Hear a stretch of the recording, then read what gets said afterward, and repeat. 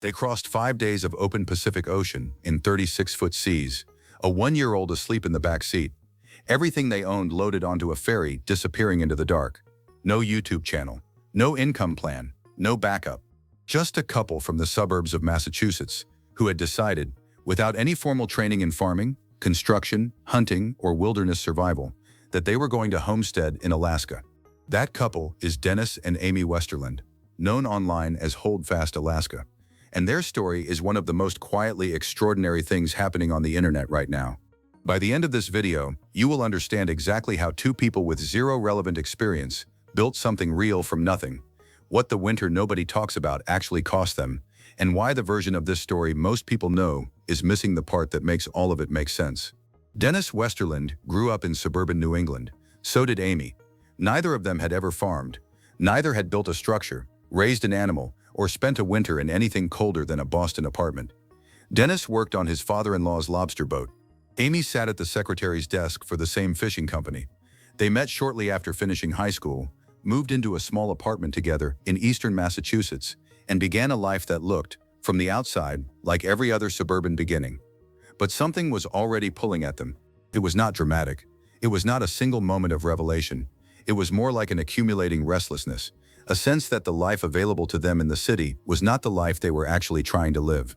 They started spending their weekends driving into Maine, walking through forests, reading about off-grid living, talking about land. Amy grew tomatoes in pots on their apartment patio. Dennis stopped getting haircuts. They stopped going to restaurants. They cooked everything at home and saved every dollar that was not already spoken for by rent. The goal was $5,000. That was the number they needed for a down payment on a piece of land, owner-financed, somewhere in western Maine, somewhere they could build something from scratch. They eventually found an old-timer willing to sell on a handshake. 30 acres in western Maine. Overgrown, unimproved, no electricity, no running water. Dennis described the transaction simply. They told him what they wanted to do, he treated them well, they shook hands, and that was that. By March 2011, the Westerlands had left Massachusetts behind. They were in their mid-20s, they had no construction experience, and they moved onto the land and started living in a tent. What happened next is the reason this story spread across the internet. The tent came first, then a fire, then a makeshift shelter, then a cabin, built by hand, out of pocket, over weeks and months that the Westerlands largely spent figuring out what they were doing as they went. They dug a well, they cleared acres of trees, they established pasture, they raised farm animals. Amy became an herbalist, studying plants, foraging techniques, and food preservation through books and from locals in the area. Dennis farmed and took on odd jobs. Over the next several years, they transformed that overgrown Maine mountainside into a working homestead with nothing but time, labor, and money they earned themselves. None of it was documented. No cameras, no audience. This was years before the channel existed. This was just two people doing the work because it was the work they had decided to do.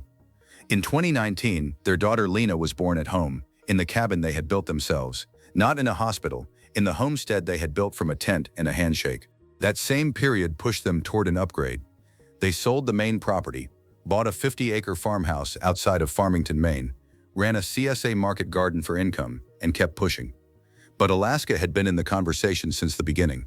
They had talked about it since they were in the apartment, since they were planting tomatoes in pots on the patio. They knew what it meant. Bigger winters, bigger wildlife, bigger isolation, better hunting, more land. The kind of life they had been working toward but had not yet fully reached. They were young and healthy, Dennis said later. That was the reasoning. Do it now, while you can. And if you think that was surprising, stay with me, because this next part is why the whole story matters.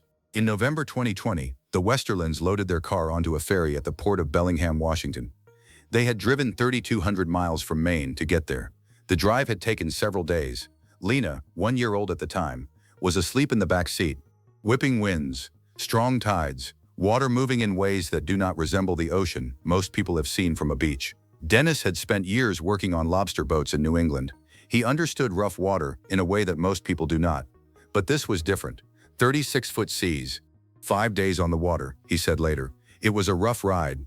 They arrived in Alaska at the start of winter. The sun came up at 10:30 in the morning and was gone by 3 in the afternoon. That meant roughly 4.5 hours of usable daylight to unload, settle, orient, and begin the process of figuring out what living in Alaska actually required. Dennis described that initial period as one of the hardest things to adapt to. Amy put it differently. She said it was almost smarter to arrive in the winter because they got the full reality immediately. No gradual introduction, no warm welcome. They had purchased a 2-acre property on the outskirts of the Kenai National Wildlife Refuge. They fished for salmon on the Kenai River. They hunted moose and elk. They learned the specific demands of living in coastal Alaska. And then Dennis described it as a watered-down version of what they were actually looking for. Here's what the comments kept asking. And here's the answer they never got. Until now. The problem with the Kenai was not the cold or the isolation. The problem was that it did not feel far enough. Dennis said it was too crowded, too much like Maine. They had not crossed 36-foot seas, driven 3,200 miles, and sold 2 homesteads to land somewhere that felt familiar. They spent several years on the Kenai learning the rules of Alaskan living, herd-sharing goats, working in the local real estate market to generate income, fishing, hunting, building the skill set that the interior would require. But the interior was always the destination. Wrangell St. Elias, the largest national park in the United States. 10 million acres of federally protected land bordering the most remote reaches of the Alaskan interior. The kind of country where the rules change, legally, practically, and in terms of what survival actually means. In spring of 2024, they moved. They paid cash for a small off-grid log cabin on 7 acres near the northern entrance of Wrangell St. Elias National Park. Their mailing address, Slana, Alaska. Population, a few dozen people, depending on the season. The shift in their legal status alone was significant. On the Kenai, their family was allowed to dip net and keep 45 sockeye salmon per year. In the subsistence zone outside Wrangell St. Elias, that number became 500. The hunting seasons opened earlier. The bag limits on moose, elk, deer, porcupine, and bear were larger. The state had essentially drawn a line on a map that said, "Beyond here, you live on what the land provides." The Westerlands had been working toward that line for over a decade. They moved into the cabin in spring. Summer gave them time to set up. September came, then October. Then November arrived in the eastern Alaskan interior. And everything the Kenai had prepared them for turned out to be a partial education at best. Most people who know this story stop here. But the real story starts right now. The deep Alaskan interior is not the same thing as coastal Alaska. And it is not the same thing as anywhere in the lower 48. The Kenai gets cold. Slana, in the shadow of Wrangell St. Elias, gets something else. Interior Alaska runs temperatures that regularly drop into the -30s and 40s Fahrenheit during the darkest months. Add the wind, the elevation, and the fact that the nearest town with meaningful supplies is a very long drive away, and you begin to understand what their first full interior winter actually meant. The supply runs alone were staggering. A trip to Anchorage and back, for food, fuel, parts, anything the homestead needed, took 17 hours round trip. 17 hours on Alaskan roads in winter, with a young child, to keep the cabin operational. Those runs had to be planned weeks in advance. Miss a window because of weather, and you waited. Water came from the river, but the river is not a faucet you walk up to and fill a bucket. The river in winter is a walk through terrain that wolves use, not occasionally, regularly. The Westerlands documented wolf encounters during water collection. Not dramatic attacks, but the presence of apex predators in the same space, at the same time, going about the same resource. That is the reality of water collection in a subsistence zone in winter. The chicken coop was another front entirely. They had built an A-frame structure with a living roof, soil and vegetation packed over the frame as insulation, a design choice made specifically for the interior winters. Even so, hungry bears found the coop. A bear that has decided it wants what is inside a structure is not dissuaded by a lock or a latch. That is a physical confrontation with a large predator over food that represents survival for everyone involved. And underneath all of it, the darkness. 4.5 hours of real daylight. Work that needs to be done in the light gets compressed into a window that shrinks further as December approaches. The body adjusts, eventually. But the Westerlands had arrived in spring, built through summer, and now faced their first interior winter, without the years of interior-specific muscle memory that longer residents carry without thinking about it. And that's when the decision was made, the one nobody around them saw coming. In September 2024, the same month they were settling into their first full autumn in the interior, Dennis picked up a GoPro and started filming. There was no strategy meeting, no content plan, no brand positioning, no discussion of thumbnails or algorithms or optimal upload frequency. Dennis said later, simply, they started taking videos of themselves messing around on the homestead, and people took to it.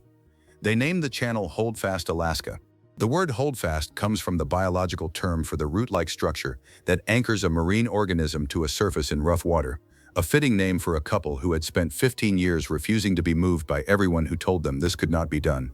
Their approach was deliberately different from what the homesteading space on YouTube was already doing. Most channels in the niche focused on gardens and livestock, the photogenic, familiar face of off-grid living. The Westerlands showed subsistence hunting, porcupine for dinner, moose butchering, salmon preserved using a traditional method that requires no electricity, just sun, smoke, and wind. Amy brought the herbalism and food preservation work she had built in Maine. Moose chili, salmon dip, sourdough donuts made with wild-caught yeast, lacto-fermented pickles from produce grown in a short Alaskan growing season. They kept Lena off camera. Her face does not appear in their videos, a privacy decision made deliberately and without fanfare. What you hear instead is her voice in the background, a small, excited sound that the comment sections have noted again and again. Amy said they really enjoy raising her in a wild place. Dennis said it makes her capable. She handles the cold better than they do. The number that came next, nobody who followed this channel expected it. $2,000. Within a year of launching the channel, Holdfast Alaska had accumulated 52,000 subscribers.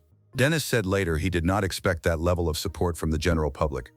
That is a characteristically understated way of describing a channel that, by mid-2026, had crossed 255,000 subscribers and accumulated more than 39 million total views. The New York Post covered them in January 2025. The Epoch Times ran a full feature in October of that year. Their story reached audiences well outside the homesteading niche, people who had no intention of ever living off the grid, but found something in the Westerland story that held their attention anyway. Part of what the channel did that others had not was refuse to perform. Dennis and Amy were not building content. They were building a smokehouse. They were not staging a 17-hour supply run for the camera. The supply run was happening because the cabin needed supplies, and the camera happened to be there. That distinction between documentation and production is something audiences register without always being able to name it. Winter content hit differently than the summer. Summer in the Alaskan interior is genuinely beautiful. The mountains, the river, the light that stays past midnight. Winter shows something else, the 4 hours of sun, the frost on the cabin walls. Amy making fermented foods in the low light of a small kitchen because the growing season is over and the root cellar and the smokehouse are all they have. Those videos drew comments from people who had never thought about subsistence living in their lives, asking how it was done, what they used, whether it was possible to actually eat that way in a modern American household. Amy had said from the beginning that she wanted the channel to be a place where people could learn to can, forage, and use herbal medicine. Not just people who wanted to live this way, but people who don't live this way. Providing inspiration, she said, was huge, because it was what had started them. And if you think that was surprising, stay with me, because this next part is why the whole story matters. Section 8. What they never said out loud. The Westerlands have a specific phrase they come back to when anyone asks about the decision-making behind their life. Dennis said it plainly in the Epoch Times interview, talking about everyone who told them not to buy land in Maine, not to move to Alaska, not to attempt any of this. We didn't listen to them. We just worked hard. That sentence contains the entire story. This is not a family that stumbled into a viral moment. They did not move to Alaska for content. They were homesteading for over a decade before they picked up a GoPro. The Facebook page for Holdfast Alaska says, Est 2014, a full 10 years before the YouTube channel launched. That decade was spent building skills in near total obscurity: the Maine tent, the hand-dug well, the 50-acre farmhouse, the Kenny years, the goats, the real estate work, the herbalism, the salmon preservation, the learning by failure that no camera recorded because no camera was there. What they brought to the interior winter was not a content strategy. It was 15 years of progressive difficulty, each move harder than the last, each winter requiring more than the previous one. The eastern interior asked more than any of it.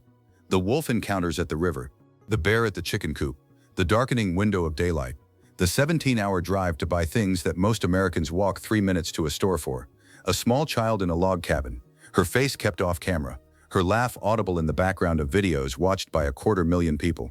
There is also something the comments sections keep circling that neither Dennis nor Amy has ever directly addressed: what the interior winter does to a person's sense of time.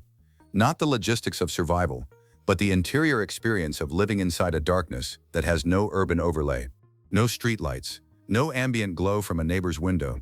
The kind of dark that the eastern Alaskan interior produces in December is a different thing from what most people mean by the word night. The Westerlands moved into it in their first year there with a young child and documented it. Not theatrically, not with a dramatic frame, just pointed the camera at what was actually happening and let it be what it was. Dennis said they can hardly believe they actually achieved what they had dreamed about since the Massachusetts apartment. He said, "You get to Alaska and you start to understand how to exist among all this wilderness. Not dominate it, not conquer it, exist among it." That is not the language of someone performing frontier toughness. That is the language of someone who has spent enough time with the frontier to stop needing to prove something to it. The smokehouse is stocked with elk and salmon. There are no property taxes. Wrangell St. Elias stretches beyond the tree line in every direction. And somewhere inside that cabin, Lena is growing up in what her parents describe as the wildest place they have ever lived, which, given where they have lived, means something. Lena, the story of Holdfast, Alaska, is not ultimately about Alaska. It is about what happens when two people from suburban Massachusetts spend 15 years refusing every off-ramp that life put in front of them. The debt of a down payment, the isolation of Maine, the rough seas, the crowded Kenai, the first full interior winter with 4 hours of sunlight and wolves at the water's edge. Every one of those moments was a reason to stop. None of them were enough. The channel keeps growing. The interior life keeps demanding more. Amy is still teaching foraging and fermentation and herbal medicine to an audience of over 255,000. Dennis is still planning supply runs to Anchorage. Lena is still somewhere off camera, her voice catching in the background, growing up in a place most people will only ever see through a GoPro lens. Here is the question worth sitting with. Dennis and Amy ignored every person who told them this was too hard, too risky, too much. If you had been one of the people in their life when they were saving up that $5,000 in a Massachusetts apartment, would you have been the one telling them to stop? Or would you have been the one saying go?